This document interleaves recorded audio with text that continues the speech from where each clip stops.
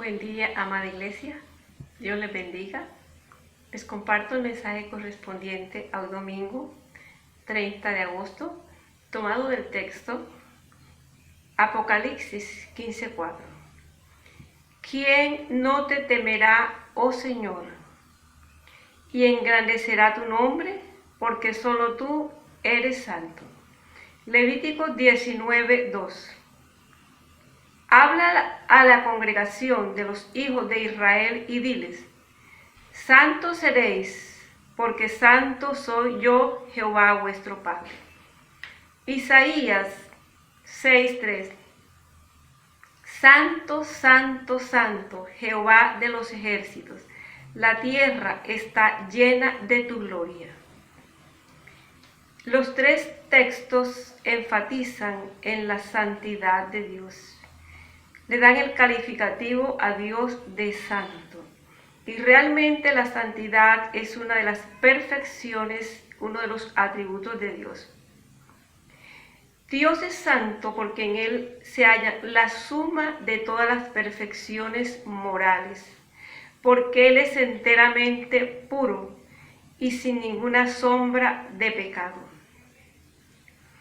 En la Biblia se da un énfasis a la santidad de Dios. Y son mayores los textos en donde se encuentra estipulado que Dios es santo que aquellos donde se encuentra estipulado que Dios es todopoderoso. Es más, la Biblia nunca registra Dios es justo, justo, justo. Dios es sublime, sublime, sublime. Dios es bondadoso, bondadoso, bondadoso. Pero en cambio hay textos como este que acabo de leer en el libro de Isaías 6:3 que dice: santo, santo, santo. Santo es el mayor título de honor que se le da al Dios alto y sublime. La palabra santo quiere decir puesto aparte, fuera de lo común, el único en su clase.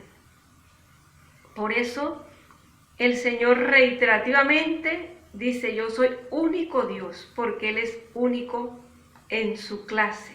Él es excelso. Nadie es como Él.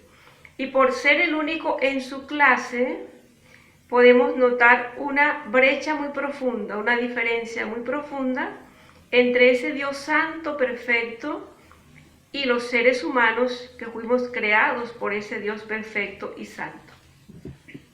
Quiero hablarle de tres aspectos: cómo se manifiesta la santidad de Dios. En primer lugar, la santidad de Dios se manifiesta en sus obras. En el libro de Génesis, capítulo 1, versículo 31, dice: y vio Dios todo lo que había hecho, y he aquí era bueno en gran manera.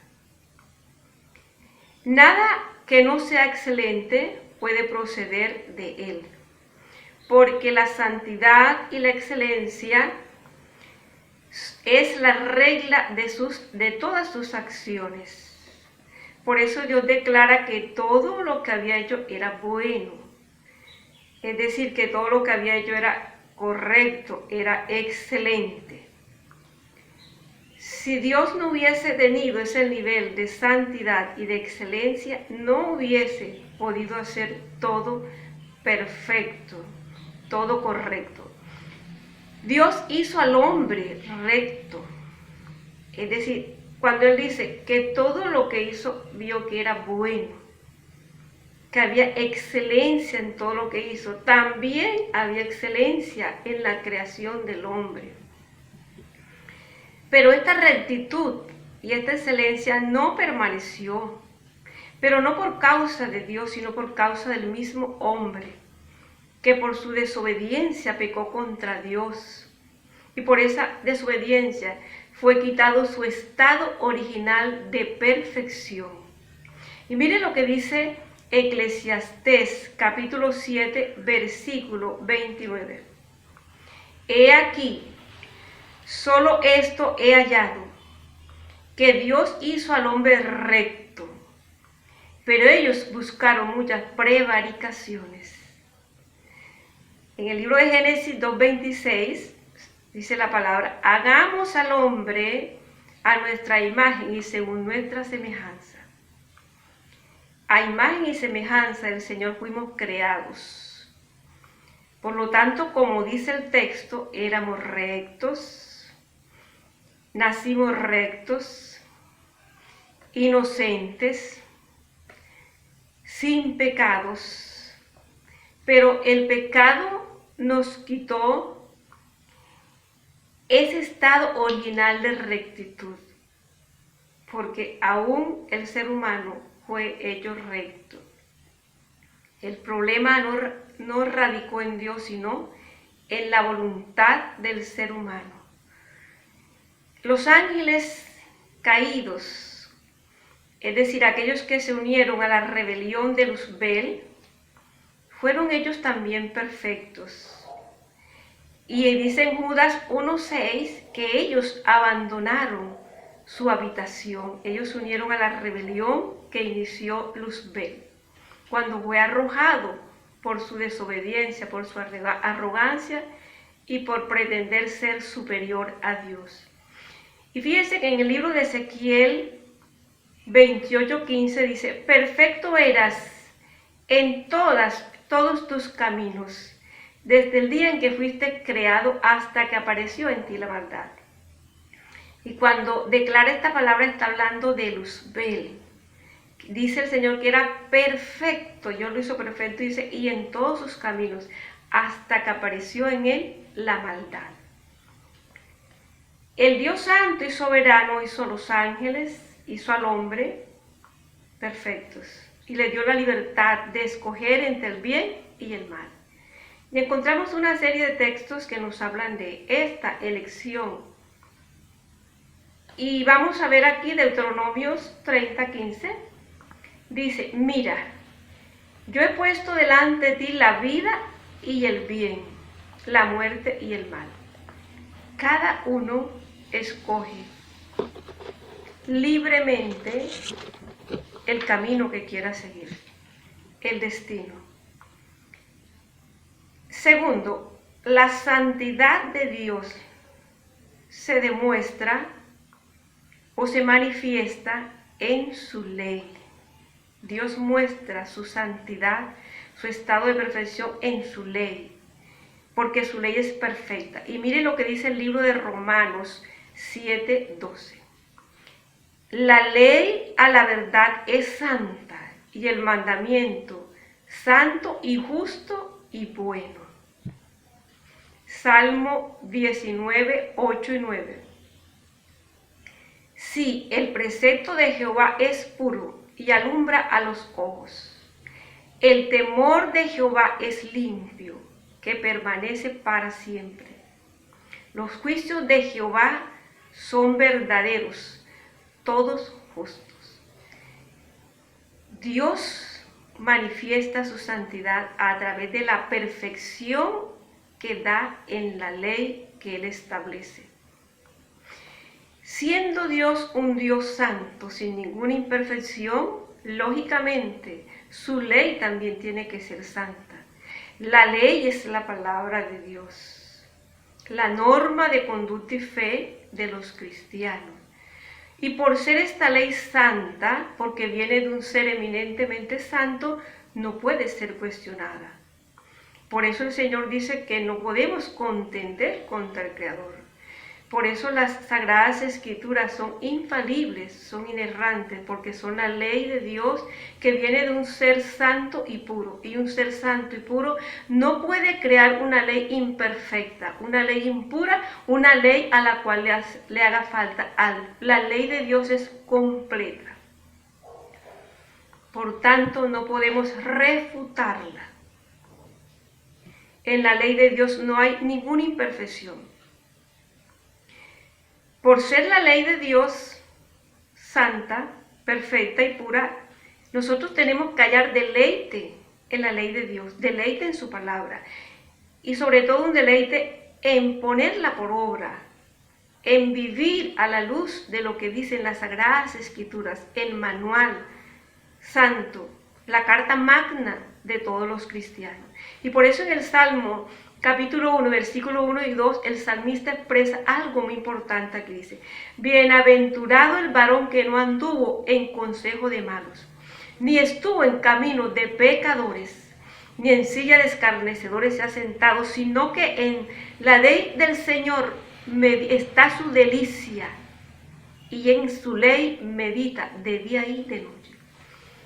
La ley de Dios debe producir en el corazón del hombre deleite, delicias. Por eso, obedecer sus preceptos y mandatos es lo más importante y debemos deleitarnos en ello. Y no podemos ver la ley de Dios como una carga gravosa, sino como un deleite. Miren lo que dice el Salmo 119, 103. Cuán dulces son a mi paladar tus palabras, más dulces que la miel a mi boca.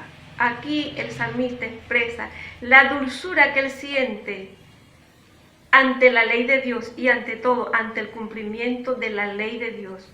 Porque lo más importante es obedecerla. Por eso dice Santiago que no nos conformemos solamente con oír la palabra, sino ponerla por obra. Porque si la escuchamos y no la ponemos por obra, nos estamos engañando a nosotros mismos. Y somos como ese hombre que se mira al espejo para mirar cuál es su condición de su estado físico, y luego que se mira y si ve alguna imperfección, le importa y se va tranquilo sin ejecutar ningún cambio para cambiar la apariencia que le muestra la figura en su espejo. Así es la palabra de Dios, es como el espejo donde nos miramos y miramos si hay imperfecciones en nuestra vida, si hay cosas que arreglar, si hay situaciones que poner en orden, si hay correctivos que hacer. La tercera forma como manifiesta Dios su santidad, Dios manifiesta su santidad en la cruz. Esa santidad de Dios se manifiesta en la cruz. Y en el libro de Hebreos 9:22 dice: sin derramamiento de sangre no hay remisión de pecados. La expiación es la expresión máxima de la santidad de Dios. Y la expresión máxima de la santidad de Dios es el odio hacia el pecado. Por ser un Dios enteramente santo, sin ninguna imperfección, Él odia, abomina, aborrece el pecado. Y por eso escogió a su Hijo para pagar un precio muy alto por el pecado de la humanidad. Por eso la expiación de los pecados por parte de Cristo manifiesta la infinita santidad de Dios. Dios odia al pecado porque Él es santo. Él ama todo lo que va conforme a sus leyes, preceptos y mandatos, pero abomina todo aquello que va en contra de sus leyes, mandatos y preceptos. El pecado es una barrera entre Dios y el hombre.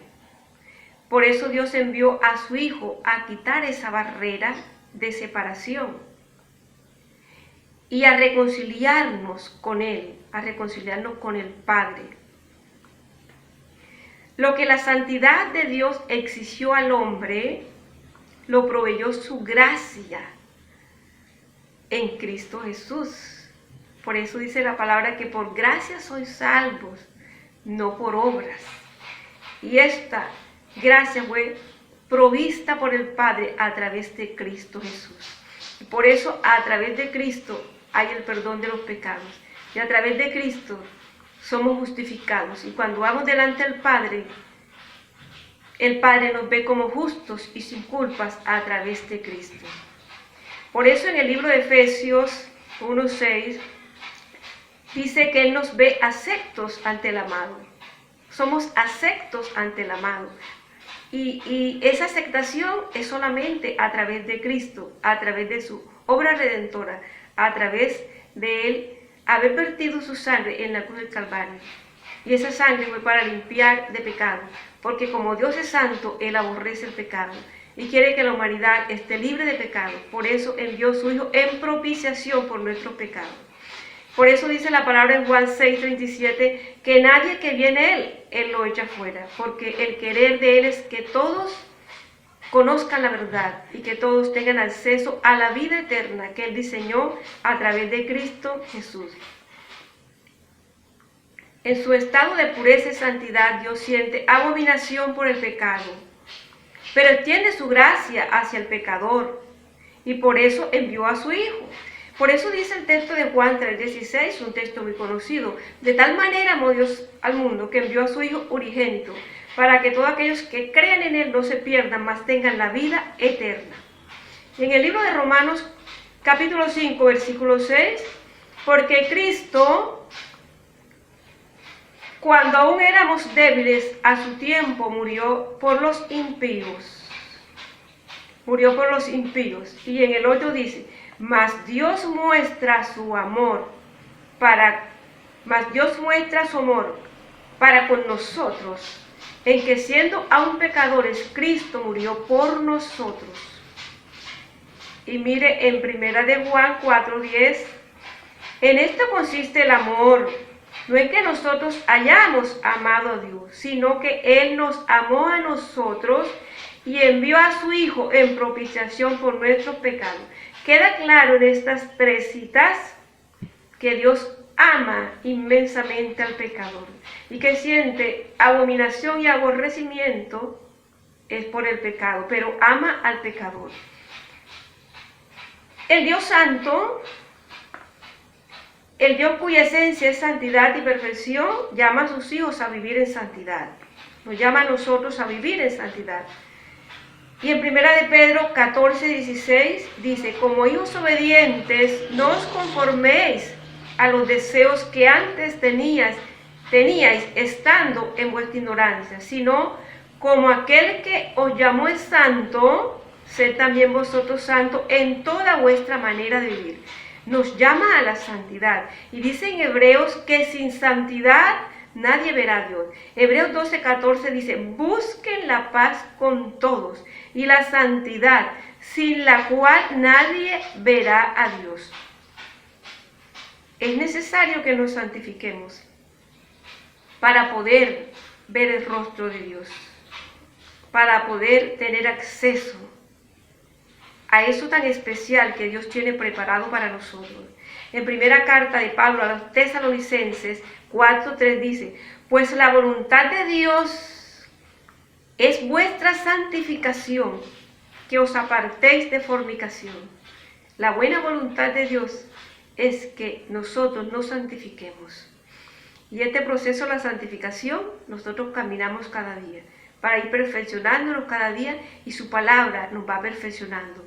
Por eso tenemos que escuchar la palabra del Señor, porque ella nos va santificando.